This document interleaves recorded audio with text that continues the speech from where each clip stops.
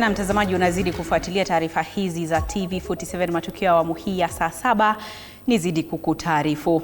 Serikali kupitia idara ya TVET imeanza mageuzi makuu ya mafunzo ya ufundi yakiweka kipaumbele kwenye mazoezi ya vitendo. Katibu Mkuu Daktari Esther Moria anasema vipindi vipya vinarahisisha upatikanaji wa ujuzi halisi na kusaidia wanafunzi kujiandaa kwa ajira.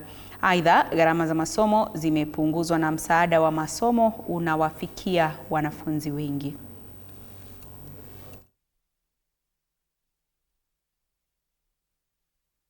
Is about to drop out from the TVET institutions, and we would like to say that this is normal with the space with training, because if we are talking about the fee that is payable to the by TVET students, there is the household space. There's a household part of it, part of the fee payment. And what would happen is that probably, especially now that there is a lot of kiangazi in Kenya currently, there could be a bit of a problem with parents and students therefore being able to meet that part of the payment. And therefore, the dropping out could be as a result of that space, of there not being enough facility by the parents and the students themselves to be able to pay. And the fee itself in the TVET space, we want to make it very clear this morning that it was capped at 35,000 for all the students, whatever course they are taking. And this, it was done after a stakeholders meeting that was held at PC Kenyanjui, mainly involving the principals, who are the people on the ground, who are the implementers of the of TVET training. And therefore, we asked them as a ministry to have a meeting and be able to let us know what is the best, what is the best space to place TVET training per module. And we want the entire nation to understand that TVET training has now been modularized. TVET reforms have been here with us since 2018, when the current president was the deputy president. And I want to state that he himself is very TVETized. He is the first TVET champion in this country. And therefore, he began TVET reforms in 2018 when he was the deputy president. When he came to power in 2022, in 2023, we began now fast-tracking TVET reforms.